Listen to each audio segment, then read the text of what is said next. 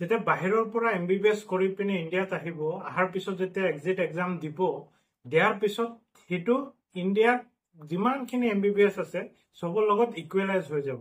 তো কথাটো হ'ল যে FMG মানে ফৰেন মেডিকেল গ্ৰেজুৱেটৰ কি এডভান্টেজ আছে যে অসমত MBBS কৰাতকে ভাল বা ইণ্ডিয়াৰ যিকোনো জেগাত MBBS কৰাতকে বাহিৰত পঢ়াটো ভাল নে বেয়া, তাৰে ওপৰত ভাবিলে ভিডিঅ' এটা বনাও। আপোনালোকে নিজে ভাবি চাব যুক্তিখিনি, আৰু ভাবি চালে লাগিব কথাখিনি সঁচা মানে যে এইখিনিতো হয়ে। তো এইটো ভিডিঅ'টোত মানে এনেকুৱা লাগিবও পাৰে যে আপোনালোকে বাহিৰত পঢ়ি অহাটোৱে ভাল নেকি, যে ইণ্ডিয়াত পঢ়াতকে বাহিৰত পঢ়ি আহো নেকি। তো ভিডিঅ'টো শেষলৈকে চাব, ভাল লাগিলে সকলোৰ লগত শ্বেয়াৰ কৰিব। তো ফাৰ্ষ্ট অফ অল আমি জানো যে MBBS এডমিশ্যনৰ কাৰণে আমি নীট এক্সাম দিব লাগিব, তাত কোৱালিফাই কৰিব লাগিব।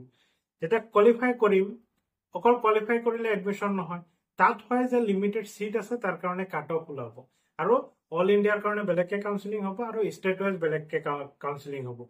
15% অল ইণ্ডিয়া কোটাত আছে আৰু 85% ষ্টেট ৰেচপেক্টিভ ষ্টেটৰ কোটাত আছে।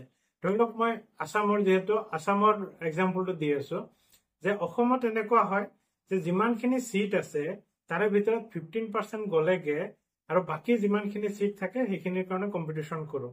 তো সব কেটেগৰী মিলাই পিনে এপ্ৰক্স যদি আপোনাৰ 1500 চিটৰ কাৰণে আমি কম্পিটিশ্যন কৰিব লগা হয়, অকল 1500 ষ্টুডেণ্টে পাব ইয়াত এডমিশ্যন, তাতকে একজনৰ ওপৰত নাপাব। কিন্তু এভৰি ইয়াৰটো বহুত মানে ষ্টুডেণ্টে আপোনাৰ এইটো এপ্লাই কৰে আৰু লাখত কৰে। তো যেতিয়া লাখত মানে ষ্টুডেণ্টে এপ্লাই কৰিব, তাৰে ভিতৰতো মেক্সিমামে আপোনাৰ 95%ৰ ওপৰত 99%ৰ ওপৰতো আপোনালোকৰ ষ্টুডেণ্টে যে নাপাব চিট আৰু সিহঁত নিৰাশা হ'ব। কিন্তু তাৰে ভিতৰত যে যোনে ধৰি লওক এটা কাট অফ মাৰ্ক ধৰি ললো আমি 650 পোৱাজনে পাইছে, 649 পোৱাজনে পোৱা নাই। তো সিটো মানে সি বা সি যোনে নহওক আৰু 649 পোৱাজনেওতো তাত পঢ়াৰ ইচ্ছা আছিলে, তাৰপিছত সিটো এক বছৰ ৱেইট কৰিব লাগিব। নেক্সট ইয়াৰ এক্সাম দিলে কিবা বেমাৰ আজাৰৰ কাৰণে সি এক্সামৰ দিনে বেমাৰ আছিলে, তো সেই বছৰো নাপালে, কেইবছৰ লছ হৈ যাব। কিন্তু কি হ'ল, সিওতো তাতকে কম এলিজিবল নহয়, জাষ্ট 1 মাৰ্কৰ কাট অফৰ কাৰণে সি পোৱা নাই, কিন্তু সিটো মাৰ্কছ সমানেই পাইছে। এনেকুৱা হ'ব পাৰে যে 650 কাট অফ গৈছে, 650 10জনে পাইছে, 5জনে পাই গ'ল আৰু 5জনে নাপালে। তো সিহঁতৰতো ভেলুটো একেই হয়, কিন্তু নাপাব কাৰণ চিটটো লিমিটেড হয়। তেতিয়া কি হয়, যদি মাক দেউতাকৰ পইচা আছে তো সিহঁতে গৈ বাহিৰত এডমিশ্যন ল'ব পাৰে। আৰু বাহিৰত এডমিশ্যন লোৱাৰ ক্ৰাইটেৰিয়া হ'ল নীটত কোৱালিফাইং মাৰ্কছ লাগিব, আৰু কোৱালিফাইং মাৰ্কছটো বহুত কম। ধৰি লওক 280 290 জেনেৰেল কেটেগৰীৰ কাৰণে বা 300, সেইটোতো মানে যোনে অকণমান ভালকে পঢ়ে সিহঁতে কোৱালিফাই কৰিয়ে পেলায়। আৰু তো কোৱালিফাই কৰি পিনে বাহিৰত এডমিশ্যন লৈ লয়, মাক দেউতাকৰ পইচা আছে, বাহিৰত গ'লগে, তাত পঢ়াত 40-50 লাখ টকা যাব, গৈ পিনে পঢ়ি আহি গ'ল। পঢ়ি অহাৰ পিছত আপোনাৰ এক্সিট এক্সাম দিব লাগিব। এক্সিট এক্সাম দিয়াৰ পিছত আপুনি যদি কোৱালিফাই কৰে ইণ্ডিয়াত আহি যাব। ইণ্ডিয়াত অহাৰ পিছত আপোনাৰ মাৰ্কছটো ইকুৱেল, মানে মাৰ্কছ বুলি নহয়, গোটেই ভেলুটো MBBSৰ ভেলুটো ইকুৱেল হৈ যাব আৰু কোনো প্ৰব্লেম নাই। তাৰপিছত আপুনি ইয়াত গভৰ্ণমেণ্ট জবৰ কাৰণে এপ্লাই কৰিব পাৰিব, যিকোনো চাকৰিৰ কাৰণে এপ্লাই কৰাৰ লগতো আপুনি PGৰ কাৰণে ছেইম ৱেতে যেনেকৈ সিহঁতে মানে অসমত কৰাবিলাকে এপ্লাই কৰিব, আপুনিও তেনেকৈ কৰিব পাৰিব। তো এতিয়া কথাটো হ'ল, যদি আমি এটা এংগলত চাব বিচাৰো তেনেহ'লে বাহিৰত পঢ়াটো ইজি আৰু ভাল, যদি মানে প্ৰভাইডেড মাক দেউতাকৰ পইচা আছে। যদি পইচা নাই, আমাৰ নিচিনা দুখীয়া মানুহ তাৰ অল্টাৰনেটিভ নাই, আমি ইণ্ডিয়াতে কষ্ট কৰি ল'বই লাগিব চিট, পঢ়ি ল'বই লাগিব। কিন্তু পইচা পাতি থকা কেইজনৰ অকণমান ভাল মাৰ্কছ আছে, কোৱালিফাইং মাৰ্কছ পাই গৈছে, বা মানে ভালে আৰু এপ্ৰিচিয়েবল মাৰ্কছ আছে। আৰু সেইটো কণ্ডিশ্যনত কি হয়, আপুনি ইণ্ডিয়াত কম্পিটিশ্যন কৰিব লাগিব। নেক্সট ইয়াৰ আকৌ কৰিলে, আপোনাৰ নেক্সট ইয়াৰ আকৌ নীট দিলে কি প্ৰব্লেম আহে নাহে ফিউচাৰতো ক'ব নোৱাৰে, বেমাৰ আজাৰৰ পৰা লৈ কিমান কত প্ৰব্লেম থাকে। তো সেইখিনি প্ৰব্লেম এৰাইজ হ'ব পাৰে।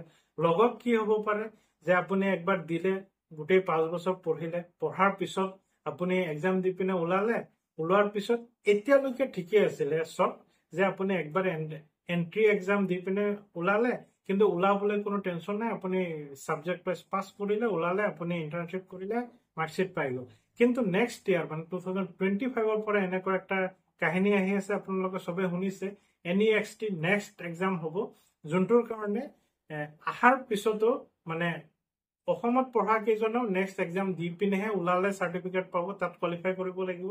আৰু বাহিৰৰ পৰা পঢ়ি অহাখিনিও এক্সিট এক্সাম নিদি এটা এক্সামে দিব লাগিব।